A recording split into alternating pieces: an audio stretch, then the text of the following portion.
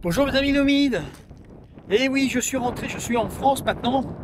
Euh, alors le retour d'Ushuaïa est un peu compliqué, quelques péripéties que je vais vous conter. Et qui en même temps, comme je vous en ai parlé dans la vidéo précédente, pourra sauver votre vie, mais je ne plaisante pas, et éventuellement des gens qui sont autour de vous. Un truc à savoir, vous le saurez pendant cette vidéo que je vais vous expliquer ce qu'il m'est arrivé. C'est très grave, et donc j'ai été rapatrié. Quand je suis arrivé à Ushuaïa, tout allait bien, hein. Regardez la vidéo précédente, tout allait bien. Sauf que 2 jours après être arrivé, je commençais à avoir un petit peu mal au dos. Et puis des picotements dans les mains, des picotements dans les pieds. Puis ça s'est accentué. Et quand j'ai pris possession de mon appartement, parce que j'avais pris pendant 2 jours un dortoir, j'étais arrivé 2 jours plus tôt que prévu, j'avais réservé un super appartement, je devais être bien au Ushuaïa pendant 2 semaines, je pense, 3 semaines, pour bien profiter d'Ushuaïa. Et j'ai eu très mal au dos et des picotements partout. Et donc je me suis couché le troisième soir, et là c'est devenu vraiment insupportable. La douleur, je pouvais plus marcher. Je savais pas du tout ce qui m'arrivait, mais vraiment, j'ignorais. J'ai pensé à une sciatique. Alors pendant tout le temps que j'étais là-bas, et même quand je suis rentré en France, je pensais à une horrible sciatique, une très lourde sciatique. Mais j'avais quand même de l'électricité dans les mains, l'électricité dans les cuisses, dans les pieds. Retenez bien ça, ça peut servir un jour. Et puis une faiblesse terrible. Je pouvais pas marcher, mes jambes me supportaient pas. Enfin bon, c'était, je sais pas ce qui m'arrivait. Puis alors la douleur, les douleurs dans le dos, mais c'était intenable. Et donc dans la nuit, je me suis traîné, vraiment je me suis traîné, hein, je pouvais pas marcher. Donc je me tenais au mur et puis je me traînais, hein, je suis arrivé presque à genoux dans la rue là. J'ai arrêté la première voiture, il était minuit. Très sympa les Argentins. Le premier à arriver en voiture parce qu'il passait, il était tard, m'a amené à l'hôpital, m'a même escorté, m'a aidé à marcher jusqu'à l'accueil de l'hôpital. Donc là, morphine, on a essayé de voir ce que j'avais, examen, etc. Et on n'a rien trouvé. Je suis retourné le lendemain à l'hôpital parce qu'il m'avait donné quand même des trucs vachement puissants pour moins avoir mal. Mais mes jambes ne me supportaient pas et bon, j'avais un peu moins mal. Et puis c'est revenu violent. Donc je suis retourné à l'hôpital. Là, ils m'ont mis sous perfusion, morphine, tout le bazar. Ils m'ont mis tout ce qu'il fallait pour pas avoir mal. Puis comme ils savaient pas vraiment du tout ce que j'avais, ils m'ont dit bon bah ça va passer, prenez des médicaments, ça va aller mieux. À dégager quoi.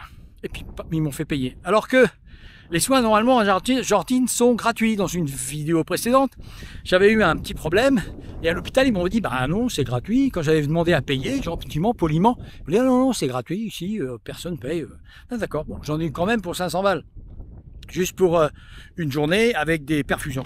Bon, c'est plus cher en France. Bon, peu importe. Prenez une assurance, très utile. Et moi j'avais appelé l'assurance en France, bien sûr, qui m'a dit non mais ça va pas là, si vous pouvez pas marcher tout, faut pas rester comme ça. Vous allez à la clinique, c'était hyper sympa. Vous allez à la clinique, on va vous donner l'adresse, c'est le seul endroit où ils ont un IRM pour faire un IRM et voir ce que vous avez et deviner ce que vous avez parce qu'il y a quand même un petit problème quoi. Donc je suis parti à cette clinique. Ça fait déjà 2 fois à l'hôpital général de Ushuaïa.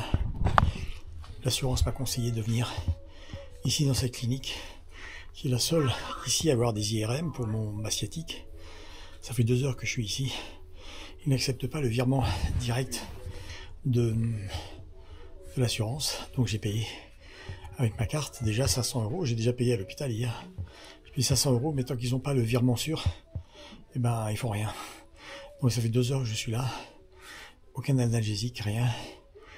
J'ai une sciatique qui va du pied jusqu'au bout des doigts. Et j'attends. Vivement la France. Vous êtes bien en France, je vous jure, vous êtes bien. Et là, ils m'ont fait patienter 4 jours pour faire l'IRM, alors que franchement, il n'y avait pas beaucoup de monde.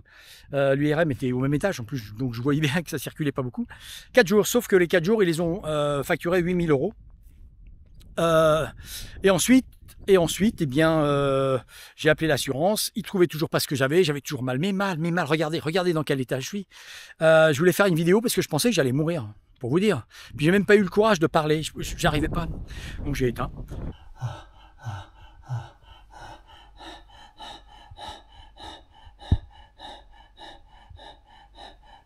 Et puis à force de calmant, de morphine, je sais pas combien ils m'ont filé, ça marchait, mais je pouvais pas vraiment marcher.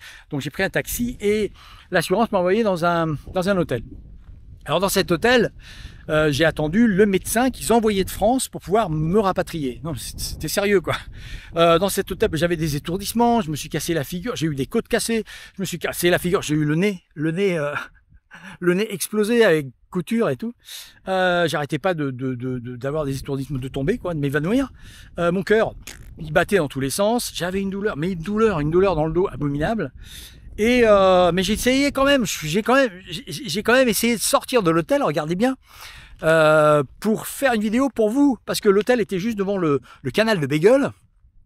Et c'est beau parce qu'en face c'est le Chili, enfin c'est génial. Donc il y avait le canal de Beagle.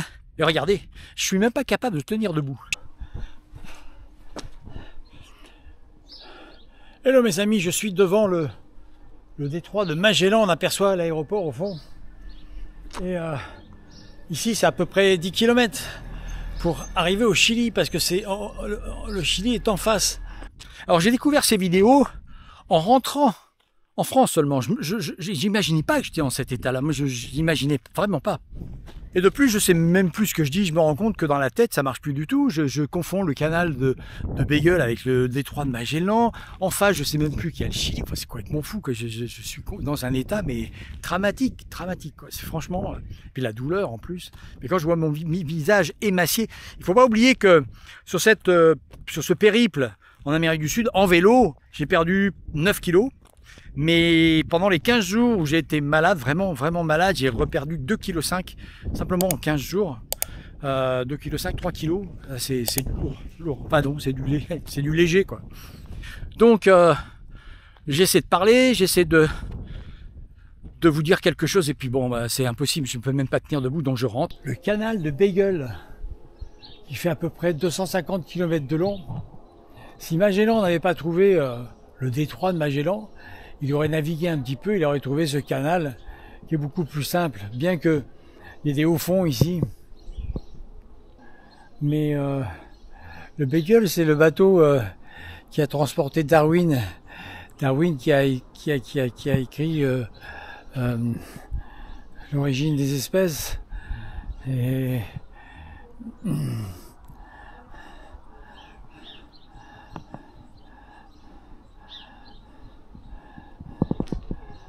Et c'est le Chili. Là, on est en Argentine, et c'est le Chili en face. Et à 100 km, il y a le Cap Horn, ce fameux rocher tout à la pointe de l'Amérique du Sud. Excusez-moi, je vais aller m'asseoir parce que je suis pas bien du tout. Donc je rentre, et puis finalement le médecin est arrivé, j'ai été rapatrié. Je vais passer les détails. On m'amène à l'aéroport en chaise roulante. Nous voilà dans l'ambulance d'Ushuaïa pour aller à l'aéroport. Voilà, avec Jean-Paul qui est venu me chercher. Je vous présente Jean-Paul Roustan, qui est venu me chercher jusqu'à Ushuaïa. Il y a Bicéphale qui est là. Tout est prêt à partir. L'aéroport d'Ushuaïa. Et comme c'est un rapatriement sanitaire, je suis sur une chaise roulante. Normalement jusqu'à chez moi.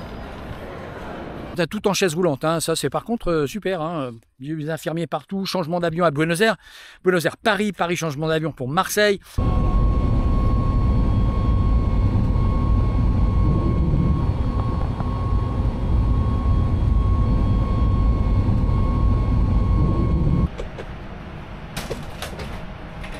C'est bon. Super. Est-ce que déjà ça va?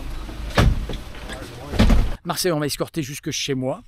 Et ensuite, hôpital, quoi. Je suis parti à l'hôpital. Et là, j'avais quand même vu 5 médecins qui n'avaient pas découvert ce que j'avais. 5 médecins. Ça, ils ne savaient pas ce que j'avais. Et je suis tombé sur un neurologue au CHU de Nîmes qui était un peu plus curieux que les autres, peut-être, et qui passait par hasard. Hein. Il était minuit, j'étais dans le couloir depuis toute la journée, puisque c'est plein là-bas. Et il vient me voir, il me fait quelques tests et tout. Il me dit, attendez, ce serait pas un Guillain-Barré des fois? Et là, il commence à faire des tests et tout. Il me dit, mais c'est un Guillain-Barré, allez hop, ponction lombaire. Allez hop, on y va, ponction lombaire. On fait des tests tout de suite là, à 1h30 du matin, ponction lombaire. Le lendemain, on a fait un Je sais plus, je vous mets le nom, parce que moi je suis pas médecin, hein. Les termes techniques c'est pas mon truc. Elle est trop myogramme, je crois, je sais plus. Alors le guillain-barré, qu'est-ce que c'est? Il faut savoir que j'ai attrapé ça, c'est pas à cause du périple que j'ai fait en Amérique du Sud, donc ça va rassurer certains qui ont envie de faire le même trajet. Mais par contre c'est dû à la bronchite ou à la pneumonie, j'en sais rien, que j'ai attrapé juste avant. Regardez dans cette vidéo, j'en parle, où je crachais un petit peu du sang quand même, c'était quand même assez violent. Alors cette maladie, pour en revenir au syndrome, au syndrome de Guillain-Barré, bien, c'est une maladie auto-immune, c'est mon corps qui attaque mon corps. C'est-à-dire que quand j'ai eu cette bronchite, mon corps a sécrété des anticorps. Et à la fin de la bronchite, quand la bronchite est passée, ben, les anticorps ils sont là, ils sont en très forte proportion dans mon sang parce que j'étais vraiment très malade. Et qu'est-ce qu'ils font ces imbéciles? Ben, ils se trompent de cible. Et qu'est-ce qu'ils vont faire? Eh ben, ils vont se diriger vers la myéline de mes nerfs. Alors la myéline c'est la gaine qui entoure les nerfs et vont bouffer la myéline. Le problème c'est que en attaquant la myéline des nerfs, ben, mes muscles je peux plus les commander. Alors d'abord ça entraîne forcément ces fourmillements électriques horribles, ces picotements on va dire, mais vraiment à empêcher de dormir. Et puis les muscles ne fonctionnent plus, tous mes jambes comme elles ne fonctionnent plus non plus, elles fondaient quoi. Donc moi j'ai eu de la chance parce que j'ai été attaqué, si je puis dire, que jusque là à peu près, et le cœur aussi, parce que le cœur il faisait des hauts et des bas, la tête un peu parce que de temps en temps ça tournait. Mais j'ai pas eu le problème respiratoire parce que la cage thoracique, les muscles de la cage thoracique, notamment le dos, et pourtant j'ai été attaqué dans le dos, ne peuvent plus faire bouger la cage thoracique, donc il faut mettre les gens sous oxygène. Certaines personnes qui ont le syndrome de Guillain-Barré, ils se retrouvent allongés par terre, c'est très rapide, hein, c'est vraiment très étrange. J'en ai entendu parler, vous pouvez aller regarder sur internet. Et il n'y a plus que les yeux qui bougent, quoi. C'est incroyable. Alors ils sont, enfin bon, c'est une maladie, une des seules maladies neurologiques qui se soigne. Sauf que ça prend du temps. Donc c'est rééducation, c'est entraînement, c'est faire de l'exercice, c'est enfin bon, je ne vais pas vous décrire tout ce que j'ai fait. Et donc là je suis en train de marcher pour préparer un nouveau périple et retrouver la forme. Donc continuez à regarder ces vidéos parce qu'il va y avoir de la suite. C'est pas encore fait, mais il va y avoir de la suite. Hein. Je ne peux pas rester chez moi sans bouger. Il me reste peu d'années, si je puis dire. Donc il faut que j'en profite au maximum. Et donc j'ai pas fini de bouger. Alors c'est sûr, c'est pas de chance, hein. C'est 20 personnes sur 1 million. Alors, il a fallu que ça tombe sur moi. Maintenant je vais commencer à me mettre à jouer au loto parce que 20 personnes sur 1 million. Bon. Mais j'ai de la chance parce que finalement, c'est tombé à la fin du voyage. Ça aurait pu arriver avant. Et là, ça aurait été problématique parce que dans la pampa, dans ma tente, avec ce truc bloqué, bon, j'aurais fait du stop, hein, on s'arrange toujours. Hein. Mais bon. Donc, récapitulons. Si vous, ou l'un de vos amis, ou des gens de connaissance, ont des fourmillements, des picotements dans les mains, dans les cuisses, dans les pieds, c'est très désagréable. Et une faiblesse extrême, vite, mais vraiment très rapidement, vous appelez aussitôt un médecin ou l'amener à l'hôpital. Ça peut être un Guillain-Barré. C'est pas anodin, comme vous avez pu le voir, c'est pas anodin. Faut faire très attention. Voilà le conseil que je pouvais vous donner dans cette vidéo. Je n'ai malheureusement pas pu profiter d'Ushuaïa comme je l'avais durement mérité. C'est la vie. Restez branchés, restez avec moi. Il y a d'autres vidéos qui suivent. Il y a le bilan de ce voyage avec les prix, avec combien j'ai fait de kilomètres, avec ce que m'a coûté les hôtels, ce que m'a coûté la nourriture. Ça peut vous donner des idées. Et puis surtout des idées pour voyager pas trop cher, hein, pour un moment, ça a duré un moment. Donc prochaine vidéo, je vous parlerai aussi de Garmin. J'ai eu un gros problème avec Garmin, vous avez pu le constater sur certaines vidéos. Vidéo Garmin, pas vidéo Garmin, le compteur Garmin GPS qui n'a jamais fonctionné. Donc on va faire une vidéo là-dessus parce que en plus ils se sont un petit peu foutus de moi. Donc je ferai une vidéo, c'est pas du tout une vengeance ou quoi, mais je veux dire ce qui peut arriver et je veux parler du service après-vente.